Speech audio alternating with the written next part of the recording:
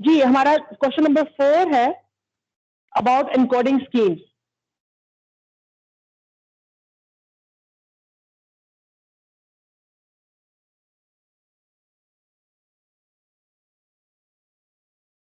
दोनों क्वेश्चन जो आज हम करने लगे हुए हैं, क्वेश्चन नंबर 4 और क्वेश्चन नंबर 5, यह स्मार्ट सिलेबस में नहीं है, तो इसका हम आज सिर्फ आइडिया लेंगे और हमने इसको इस तरह से देखना है, स्पेशली क्वेश्चन नंबर 4 को, कि if it is asked in objective या एमसीक्यू में पूछा जाए या शॉर्ट में पूछा जाए तो आप उसको आंसर कर सको, क्योंकि क्वेश्चन नंबर 4 पास्ट पेपर्स में आया हुआ है। तो जब मैंने यहाँ पे डिस्कस किया है तो दे टोल्ड मी कि हम इसको बिल्कुल स्किप नहीं करेंगे, हम क्वेश्चन नंबर 4 को अटेम्प्ट करेंगे। अच्छा, क्वेश्चन नंबर 4 जैसे इनकोडिंग स्कीम्स है, तो हम इसके टाइप्स देखनी है हमने आज की, किस टाइप की होती है और इसमें क्या चीजें याद रखनी है, मैं आपको साथ साथ बताती जाऊंगी, आप हाईलाइट करते जाना।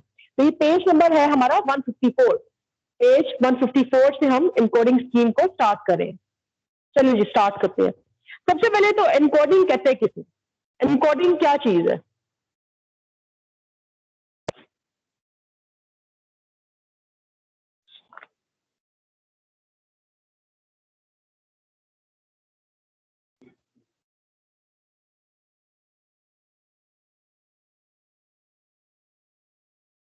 जी, किसी का मैसेज है तो मुझे आप चैट पे लिख के भेज दें।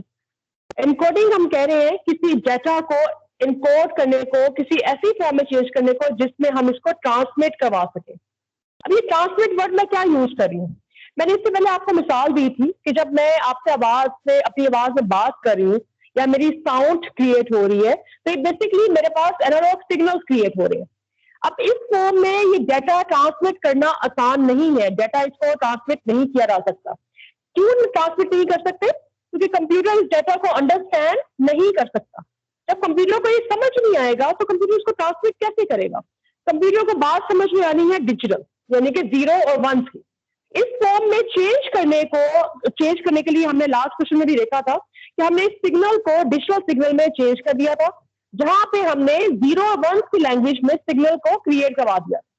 इस प्रोसेस को, जिस प्रोसेस में आपका डेटा किसी ऐसी फॉर्म में ट्रांसमिट कर दिया जाए जो कि कंप्यूटर को समझ आए, इस प्रोसेस को हम एनकोडिंग कह रहे हैं।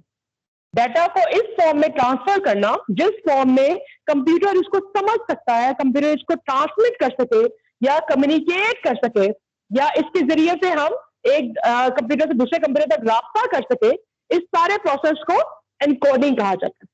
यानी कि आपका कंप्यूटर है जिसको सिर्फ बाइनरी डिजिट्स की जुबान समझ में आती है, ये बाइनरी डाटा समझता है, उस टाइप में डाटा को कन्वर्ट करवाना एनकोडिंग कहलाता है। क्यों हम एनकोडिंग कर रहे हैं, क्यों हमें जरूरत है इस टाइप में कन्वर्ट करवाने की? क्योंकि इस फॉर्म में कन्वर्ट किए बिना डाटा ट्रांसमिट नहीं हो सकता। तो आपने डाटा को ट्रांसमिट करवाना है, उसमें ट्रांसमिट करवाने के लिए आपके पास जरूरी है कि first you need to convert it into encoded form. आप डाटा को एनकोड करोगे, एनकोड करने के बाद सेंडर इस डाटा को ट्रांसफर करेगा इनटू रिसीवर। अच्छा, यहाँ पे बात एक ये भी इंपॉर्टेंट है कि जब मेरे पास सेंडर ने डाटा को इनकोड कर दिया इनटू द फॉर्म कि ये ट्रांसमिट हो सके, रिसीवर साइड इसको एक्सेप्ट कर रही है।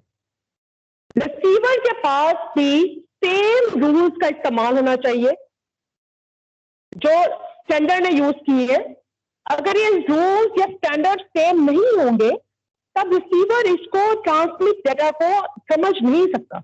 मैंने जब आपको करवाया था सेंडर रिसीवर साइड पे, मैंने आपको कहा था कि आपका सेंडर एनकोडर भी है, और मैंने तब बात की थी कि रिसीवर आपका डीकोडर है। तो मैंने बताया था कि ये इनकोड करता है तभी रिसीवर इसको डीकोड कर पाता है ना। जिसका मिसाल के तौर पे अभी मैं आपसे बात कर रही हूँ तो मेरी आवाज के सिग्नल जनरेट हुए, ये सिग्नल्स कन्वर्ट हुए into digital form, digital form में ये आप तक ट्रांसमिट हुए। आप इसको तब तक नहीं समझ सकते जब तक ये दोबारा से एनालॉग में ट्रांसफर नहीं होंगे। तो ये डिजिटल से एनालॉग में ट्रांसफर होने के लिए किसी ना किसी कोडिंग स्कीम का सहारा लिया गया, और वो कोडिंग स्कीम सेम होगी सेंडर साइड पे और रिसीवर साइड पे। जब ये सेम है तब ही दोनों पार्टीज, दोनों सेंडर और रिसीवर इस डाटा को समझ सकते हैं। इसलिए यहाँ पे बात करनी जरूरी है कि सेंडर और रिसीवर यूज करते हैं सेम रूल्स का, सेम कवानीन का या सेम स्टैंडर्ड्स का इनकोडिंग के लिए, तब ही हम इसको समझ सकते हैं दोनों पार्टीज को। तो कोडिंग स्कीम किस तरह की यूज की जाती है? कोडिंग स्कीम्स हम यहाँ पे आपकी बुक में 4 तरह की कोडिंग स्कीम्स का जिक्र किया गया है, हम इसको वन बाय वन देखते हैं। इतना हमें बात समझ आ गई है कि डाटा हमारा रिप्रेजेंट होता है in the form of bit, है ना। बिट सबसे छोटा यूनिट है डाटा का। The smallest unit of data is bit, सबसे छोटा यूनिट है डाटा का। इस फॉर्म में डाटा स्टोर भी होता है, इस फॉर्म में डाटा ट्रांसमिट भी होता है, इसी फॉर्म में डाटा ने कम्युनिकेट भी होना है। इतनी बात हमें पता है। तो हमने जो कोडिंग स्कीम्स अप्लाई करनी है, we are going to apply on this data on these bit. सबसे पहली कोडिंग स्कीम देखने लगे हैं बीसीडी। इसमें जो पॉइंट्स आपने याद रखने हैं हर कोडिंग स्कीम के लिए, वो मैं आपको अंडरलाइन करवाती जाऊंगी। सबसे पहला point, BCD stands for what? BCD stands for binary coded decimal. Binary coded decimal, इसकी फुल फॉर्म याद रखनी है। इसमें हम डेटा को किस फॉर्म में रिप्रेजेंट करवाते हैं? We convert it into 4 bit encoding scheme. ये बात याद रखनी है, 4 बिट्स को अंडरलाइन कर लें। बीसीडी किसे कहते हैं? बीसीडी है बाइनरी कोडेड डेसिमल, और बीसीडी में डाटा 4 बिट की इनकोडिंग स्कीम में चेंज होता है। अब 4 बिट्स काफी नहीं है, हमने देखा हुआ है कि 4 बिट्स से कितना डाटा प्रोड्यूस हो सकता है। मैंने आपको ये पहले भी बताया हुआ है कि मैं 2⁴, इसका मतलब है कि मैं 2 को 4 टाइम्स मल्टीप्लाई करूं, 2 2 4, 4 2 8, 8 2 16, यानी कि मैं मैक्सिमम 16 कैरेक्टर्स से रिप्रेजेंट कर सकती हूँ। ऐसा ही है ना, 16 कैरेक्टर्स रिप्रेजेंट करना आजकल की डिजिटल लाइफ में बहुत नाकाफी है, बहुत इनसफिशिएंट है। तो हम क्या, हमारे लिए कोडिंग स्कीम काफी है?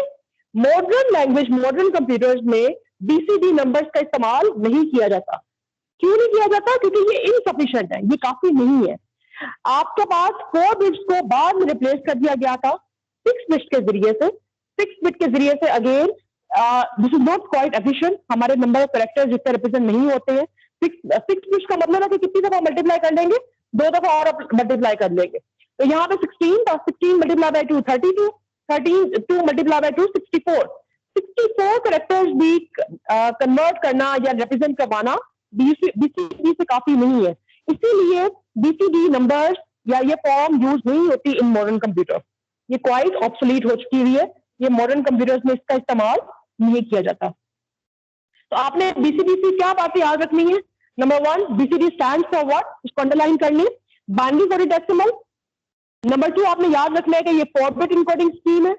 अब ये 4 बिट इनकोडिंग स्कीम काफी नहीं थी, इनसफिशिएंट थी, इसको रिप्लेस कर दिया गया विद 6 बिट, और 6 बिट्स के जरिए से बाद में कैरेक्टर्स रिप्रेजेंट किए जाते थे।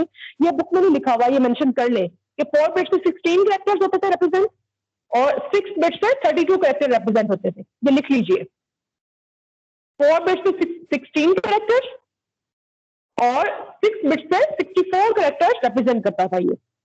तो बीसीडी नंबर्स मॉडर्न कंप्यूटर्स में काफी नहीं है। मैं एक दफा जब सब टॉपिक्स करवा देती हूँ तो फिर मैं एक दफा रिपीट करवाती हूँ, सबका कंपैरिजन भी करवाती हूँ। बीसीडी के बाद हम आ जाते हैं EBCDIC। इससे भी सबसे पहले आपने इसकी फुल फॉर्म याद रखनी है, इसको आप अंडरलाइन कर लें। इसकी फुल फॉर्म है एक्सटेंडेड, ये बीसीडी से एक्सटेंड किया गया है। तो ये extended binary coded decimal interchange code कहलाता है। Extended binary coded decimal interchange code कितनी बिट्स को यूज करेगा? ये 8 बिट्स को यूज करेगा। इसको अंडरलाइन कर लेना। बीसीडी यूज करता था 4 बिट्स को, EBCDIC यूज करेगा 8 बिट्स को।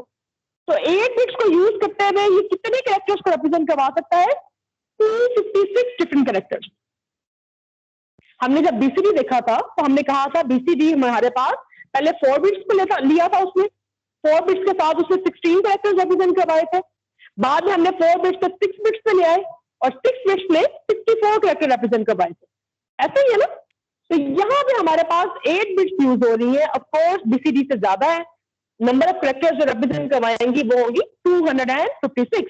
तो ये आपके पास बेटर रिप्रेजेंटेशन है, फास्टर रिप्रेजेंटेशन है ट्रांसमिट डाटा ट्रांसमिट करने के लिए एज कंपेयर टू बीसीडी। और इसको किसने प्रोड्यूस किया हुआ है? इसको बनाने वाला कौन है? ये किसने इसको पहले डेवलप किया था? आपने इसका भी याद रखना है कि it was used by IBM, और IBM stands for international business machine. International business machine इनको बनाने वाले जो कि इस कोड को लेके आए थे। अभी तक का हम कंपैरिजन देखते हैं। BCD binary coded decimal, EBCDIC extended binary coded decimal interchange.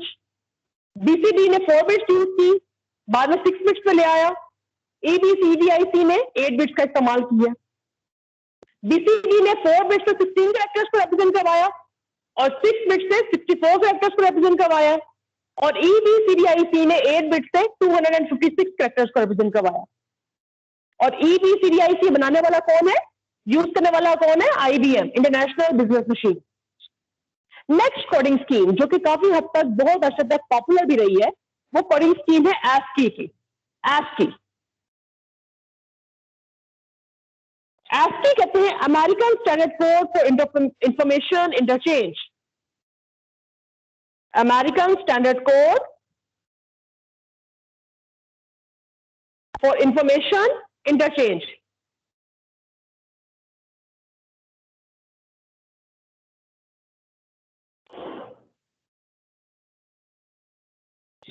इसको बनाने वाला कौन है, ASCII को बनाने वाला है ANSI। ANSI stands for American National Standard Institute। American national standard institute underline कर लेना है। ASCII की फुल फॉर्म भी अंडरलाइन करनी है, American standard national standard institute, और ASCII को भी अंडरलाइन करना है, American standard code for information interchange. कितनी बिट्स यूज करेगा ये, नंबर याद रखना है, कितनी बिट्स यूज कर रहा है, 7 बिट्स। तो 7 बिट्स से कितनी कोडिंग बनती है, 7 बिट्स से आपके पास आते हैं 128 different characters. 128 different characters show होते हैं। बाद में ये 7 बिट्स को रिप्लेस कर दिया गया था विद 8 बिट्स, और 8 बिट्स से आपके पास 256 कैरेक्टर्स रिप्रेजेंट होते हैं।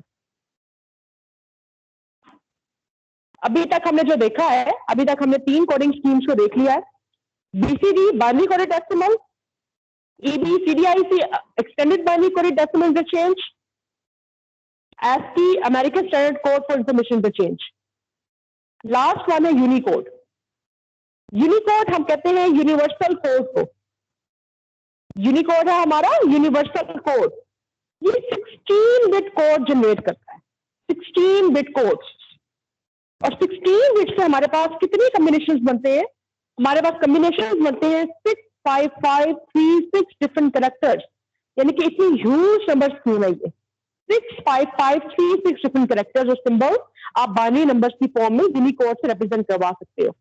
तो ये बनाने वाले आपके वही थे, it was developed by following the ASCII coding scheme only. उन्होंने इसको डेवलप किया था और यूनिकोड को बाद में रिप्लेस कर दिया था, इसको ASCII को रिप्लेस कर दिया गया था यूनिकोड से। इसमें एग्जांपल भी उन्होंने दी हुई है कि UTF-8 जो कि यूनिवर्सल ट्रांसफॉर्मेशन फॉर्मेट है, यूनिवर्सल ट्रांसफॉर्मेशन फॉर्मेट में क्या चीज आपके पास इस्तेमाल होती है। अब UTF-8 आपकी इनकोडिंग स्कीम डेटा यूज करती है जो, तो वो बैक एंड पे उसमें 256 कोड्स वही यूज किए होते हैं जो कि ASCII ने बनाए थे, उसके आगे से उसने अपने कोड जनरेट किए। तो जो जब इतनी आपको ह्यूज नंबर कैरेक्टर याद रखने हैं, नंबर ऑफ बिट्स याद रखनी है, नंबर ऑफ कैरेक्टर्स याद रखने हैं, और देखना है इनकी फुल फॉर्म क्या है, ये 3 चीजें हर एक ही आपने याद रखनी है। अभी मैं एक दफा सबकी रिवीजन करवाती हूँ। तो देखिए यूनिकोड आपके पास जब इतने कैरेक्टर्स रिप्रेजेंट करवा रहा है, इसका मतलब है आप दुनिया की हर जुबान को यूनिकोड में चेंज कर सकते हैं, हर लैंग्वेज के कैरेक्टर्स, क्योंकि 65536 ह्यूज कैरेक्टर्स है ना, तो आप दुनिया की हर जुबान को यूनिकोड में चेंज कर सकते हैं, इतने ह्यूज कैरेक्टर्स ये शो करवा रहा है। तो अब चारों का अगर हम कंपैरिजन देखें, BCD हमारे पास क्या चीज है, BCD है बाइनरी कोडेड। ऑब्जेक्टिव के लिए भी कीजिए और शॉर्ट के लिए भी कीजिए। इसको शॉर्ट के तौर पे आप याद रख लीजिएगा, BCD, EBCDIC, ASCII और यूनिकोड को। वैसे स्मार्ट सिलेबस में ये नहीं है क्वेश्चन, लेकिन ये क्वेश्चन इंपॉर्टेंट क्वेश्चन है। ये क्वेश्चन पास्ट पेपर्स में आया हुआ है, आप देखेंगे पास्ट पेपर्स में क्वेश्चन इंक्लूडेड है। इस क्वेश्चन को आप मुकम्मल तौर पर स्किप ना कीजिए। क्या क्या चीजें याद रखनी है इसमें, इनकोडिंग, डाटा इनकोडिंग की डेफिनेशन याद रखो, BCD की full form binary coded decimal, EBCDIC की full form extended binary coded decimal interchange code, ASCII American standard code for information interchange, Unicode universal code. उसके बाद कितनी बिट्स है BCD में, BCD जो है 4 बिट इनकोडिंग स्कीम है, EBCDIC में 8 बिट इनकोडिंग स्कीम है,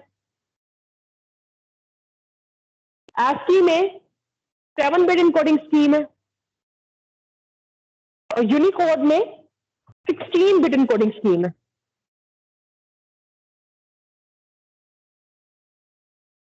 यूनिकोड जो BCD था पहले, जो 4 बिट इनकोडिंग स्कीम थी, उसके बाद में रिप्लेस कर दिया गया था विथ 6 बिट्स।